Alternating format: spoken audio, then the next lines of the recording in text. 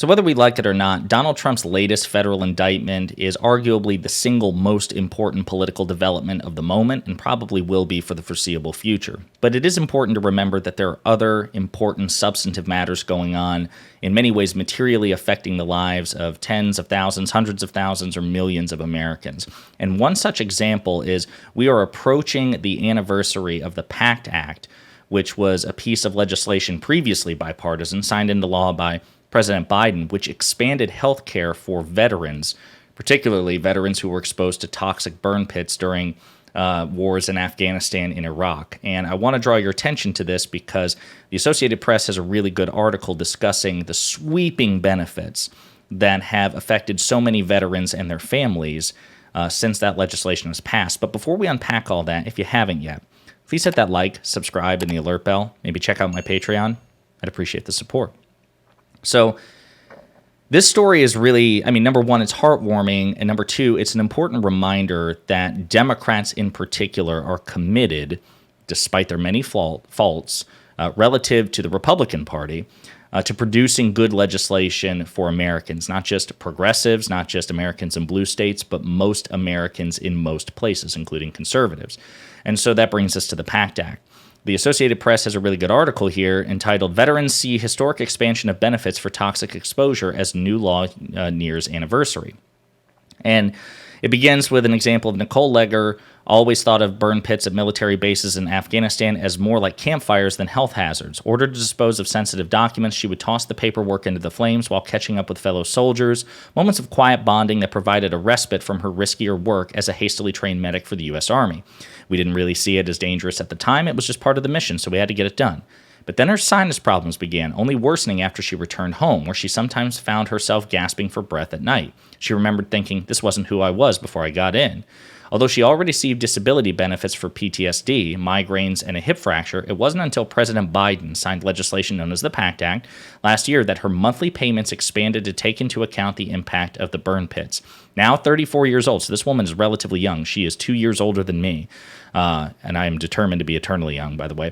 Ledger and her fiance have moved out of a cramped townhouse and into a larger home in a suburb of Tampa, Florida, where their 4 children can each have a bedroom. That is a very personal, anecdotal example of the benefits of President Biden's legislation. By the way, even though the PACT Act was in its embryonic form for much of its legislative history bipartisan, I'm not really inclined to give Republicans much of the credit here because you may recall that in the last ditch, right as it neared the finish line, so to speak, Republicans in the House and in the Senate played games with the PACT Act in order to punish Democrats because they were working on a deal which would later be known as the Inflation Reduction Act with Joe Manchin. They took a previously bipartisan bill and threatened to hold it hostage, and in effect screwing over our veterans. And this is coming from the Republican Party, which is allegedly the pro-military party, when in fact they're the pro-war party. They're not the pro-soldier party. They're not the pro-veteran party, and that's a fact.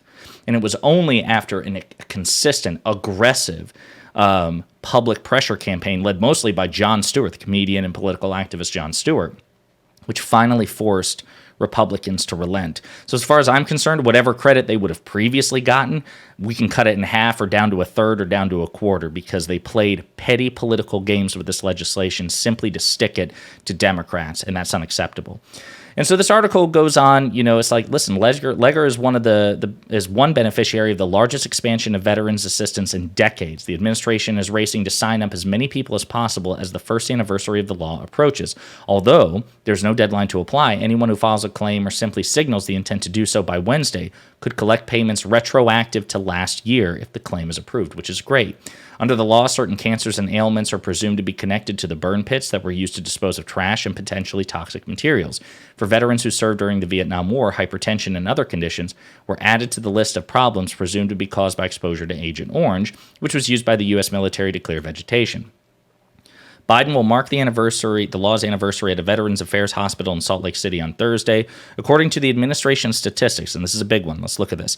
The Department of Veteran Affairs has received nearly 786,000 disability claims under the PACT Act, processed almost 435,000, and approved more than 348,000. About about 111,000, sorry, reading is hard at the moment, veterans who are believed to have toxic exposure have enrolled in VA healthcare since the law was enacted. In addition, more than 4.1 million veterans have completed toxic screenings, which are questionnaires to analyze their potential exposure and determine whether additional requests or tests are required. So listen, we could keep going in this article, but here's the point. This piece of legislation, this law that only survived thanks to the diligence of the Democratic Party, the public pressure of progressive political activists, people who recognize the Republican Party for the hypocrites, the disgusting pro-war, anti-veteran hypocrites that the political leadership in that party has become. This law has had a material impact on hundreds of thousands of veterans. It won't just help their health care, which is incredibly important, because had this not passed, people would have died, right? There are people who will live as a result of the passing of this legislation because their health care will be covered by the veterans' health care. It will also help their families. Like that particular anecdotal example, which the article led with, we're talking about a woman whose 4 children can now have their own bedroom, something that many of us take for granted. They're not cramped in a sardine can. They can actually spread out a bit. That's incredibly beneficial. And that's something, again, as far as I'm concerned, Republicans get little to no credit for. They could have if they had stuck true to their principle and continued in the spirit of bipartisanship. But instead, when push came to shove, they do what they always do. Republican leaders did what they always do, which is prioritize partisan petty politics in the moment over principle. And so as far as I'm concerned, they get no credit. This is basically the result of President Biden and Democratic and progressive diligence and commitment to our veterans. And it's really good that in the moment, which is defined largely by political scandal of a former president, it's good to remember that Democrats are still quietly working to get stuff done, which will benefit hundreds of thousands of Americans. So keep that in mind.